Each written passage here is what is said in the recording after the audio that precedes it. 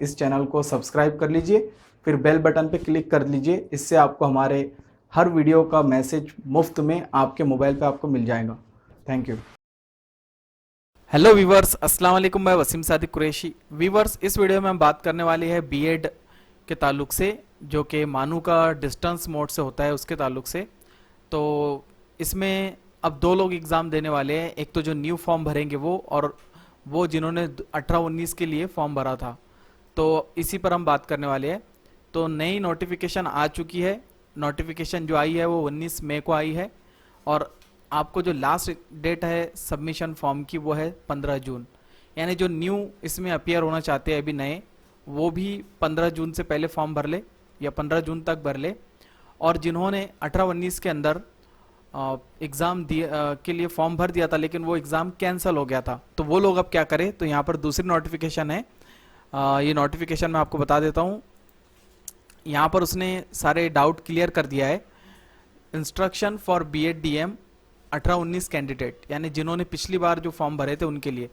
तो यहाँ पर दे रहा है पहले पॉइंट के अंदर कि जो आपने पिछला फॉर्म भरे थे तो आपको एक लॉगिन आईडी मिला होगा और पासवर्ड मिला होगा। उसी लॉगिन आईडी से आप पेज ओपन करेंगे, और पेज ओपन करने के बाद आपकी सारी डिटेल वहाँ पर ऑलरेडी दी हुई रहेंगी।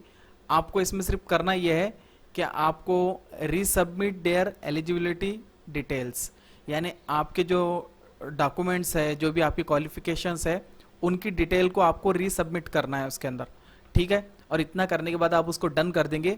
आपको फीस डबल से भरने की ज़रूरत नहीं है, आपको जो है तो पूरा फॉर्म फिल करने की ज़रूरत नहीं है।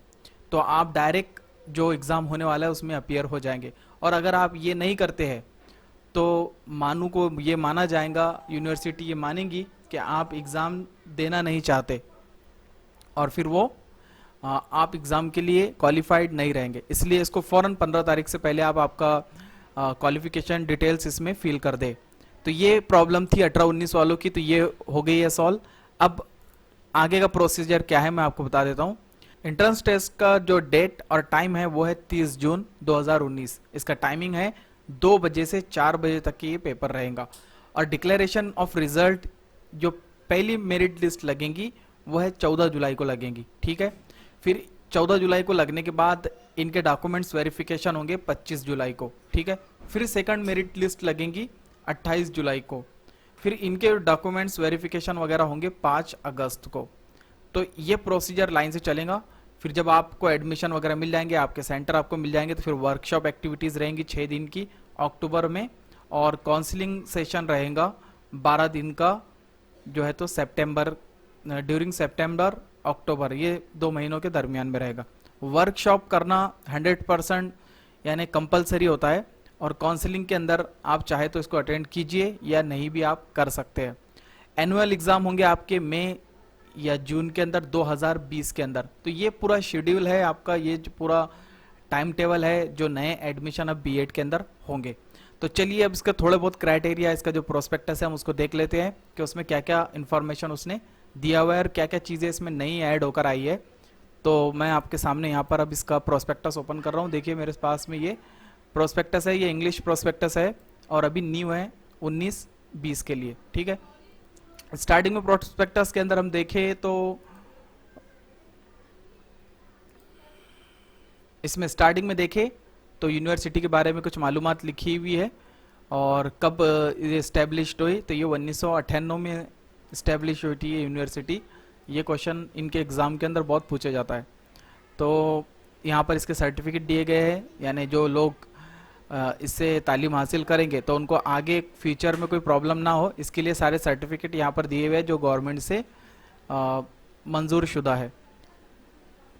नीचे हम देखें तो यहाँ पर यूनिवर्सिटी जो है तो इसकी मान्यता जो है उसका ये सर्टिफिकेट है, और इनको जो नए बीएड की जो परमिशन मिली है, क्योंकि ये हर साल यूनिवर्सिटी को लेना होती है। तो ये देखिए 18-19 टू 19-20 ये नए सेशन के लिए इनको परमिशन मिली हुई है। उसके बाद यहाँ पर कुछ पब्लिक नोटिस वगैरह सब दिए हुए हैं। ठीक है, अब आगे हम देखें तो यहाँ पर लिस्ट है, इंडेक्स दी हुई है बीएड के ताल्लुक से। नीचे हम इसके देखें तो यूनिवर्सिटी के बारे में काफ़ी डिटेल में इसमें मालूमात दी हुई है कि और इसके कोर्स के मकसद क्या है, कौन कौन से सब्जेक्ट वगैरह ये सब इसमें टोटल दिए हुए हैं। नीचे हम इसको देखें तो यहाँ पर कुछ कॉन्टेक्ट डिटेल्स दी हुई है। यहाँ पर देखिए रीजनल सेंटर यहाँ दिए हुए हैं, यानी आप स्टडीज एंट्रेंस टेस्ट के लिए जो सेंटर चुनेंगे वो कर्नाटका के अंदर है, मध्य प्रदेश यानी भोपाल मध्य प्रदेश में जो है भोपाल है। उसके बाद बिहार में अगर आप है तो आपके लिए दरभंगा है, आप बिहार में हैं तो पटना भी है, वेस्ट बंगाल में रहते हैं तो कोलकाता है। तो यहाँ पर ये पूरी इसकी डिटेल दी हुई है। नीचे हम देखें तो यहाँ पर ऑब्जेक्टिव ऑफ प्रोग्राम दिए हुए हैं, यानी इसके मकासद क्या क्या है इस प्रोग्राम के, तो ये इसकी डिटेल दी हुई है।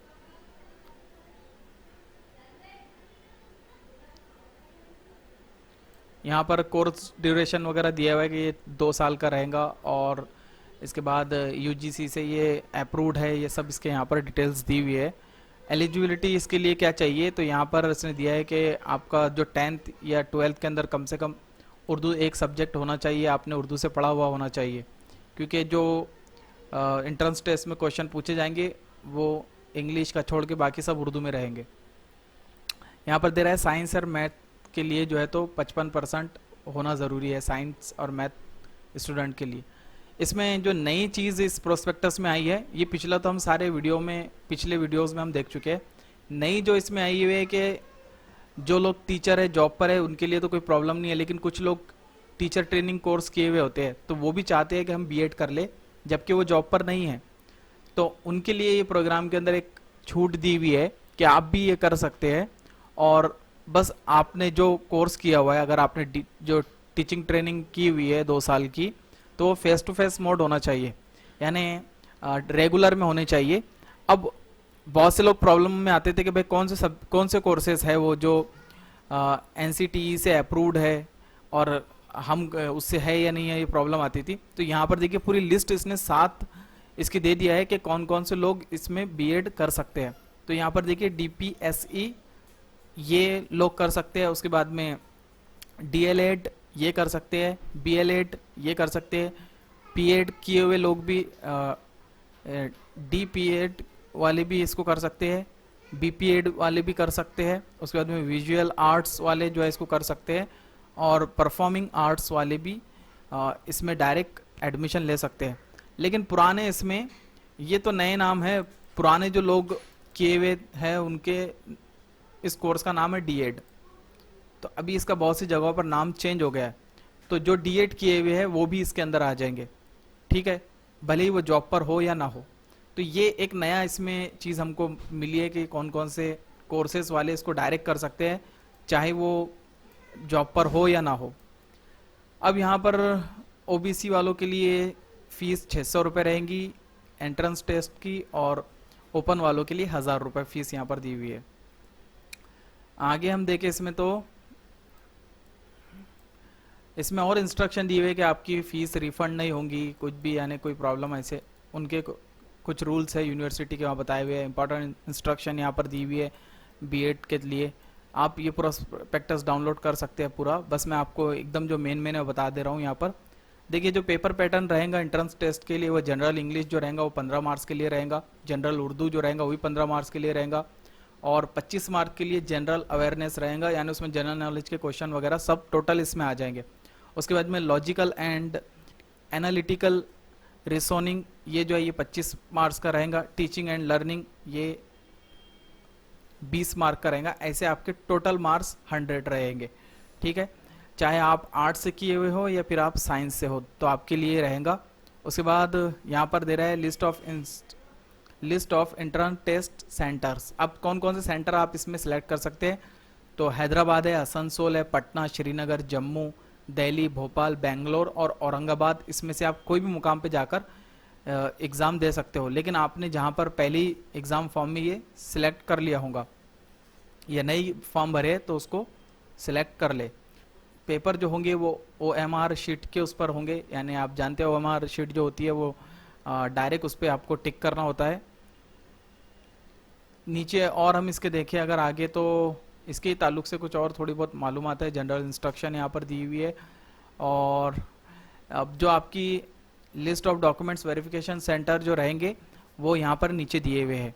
तो एक तो मानू डायरेक्ट रहेगा हैदराबाद में, औरंगाबाद में होगा, भोपाल में होगा, दरभंगा में होगा, श्रीनगर में, संभल में, उसके बाद में जम्मू में रहेगा, बेंगलुरु, आसनसोल, बिदर और नूह, मेवात, ये जगहों पर आपके डॉक्यूमेंट्स वेरिफिकेशन होंगे। तो इसकी जो नोटिफिकेशन है वो एग्ज़ाम वगैरह के बाद में आती है कि आपको कहाँ पर जाना है, या फिर सबके लिए सारे सेंटर ओपन भी होते हैं, आपकी मर्ज़ी जहाँ चाहे आप जा सकते हैं। डॉक्यूमेंट्स वगैरह के बारे में यहाँ पर थोड़ा बहुत दिया हुआ है, और ये जो टाइम टेबल मैंने स्टार्टिंग में आपको बताया, ये पूरा शेड्यूल उसका दिया हुआ है कि कौन सी डेट को क्या होना है। तो और इसकी बस थोड़ी इन्फॉर्मेशन यहाँ पर आगे दी हुई है, उसके सेंटर, उनके कॉन्टैक्ट नंबर वगैरह प्रोस्पेक्टस में दिए हुए हैं। ये इंग्लिश का प्रोस्पेक्टस है, आप उर्दू का डायरेक्ट डाउनलोड करके पढ़ सकते हैं। तो ये थी डिटेल बीएड की, और सिर्फ 2 दिन बचे हैं एग्ज़ाम फॉर्म भरने के लिए, इसीलिए मैंने आपके लिए ये वीडियो बनाया हूँ। अगर कोई भी सवाल फिर भी आपके मन में रहता है तो आप मुझसे डायरेक्ट नीचे कमेंट में पूछ सकते हैं। हाँ, यहाँ पर एक नया है कि इसकी जो फ़ीस है वो 27,000 रुपये हो गई है अब, ठीक है। इसके अंदर आपके जो दोनों साल के एग्ज़ाम होंगे उसकी फ़ीस भी इंक्लूड इसमें होती है, यानी 27,000 ये आपको जो है तो फीस एक साथ भरना है डीडी की बनाकर यूनिवर्सिटी के नाम से एडमिशन के वक्त ही। तो ये सब चीज़ें इसमें मालूमात थी। अगर आपको फिर भी कोई प्रॉब्लम अभी भी आती है तो आप मुझसे कमेंट में पूछ सकते हैं, मैं इसका सबसे पहले जवाब देने की कोशिश करूँगा।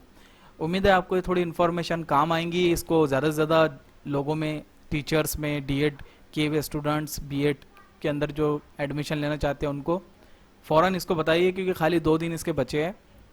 और हमारे इस चैनल पे विज़िट करते रहे और हमें दुआ में याद रखिए। अस्सलाम वालेकुम।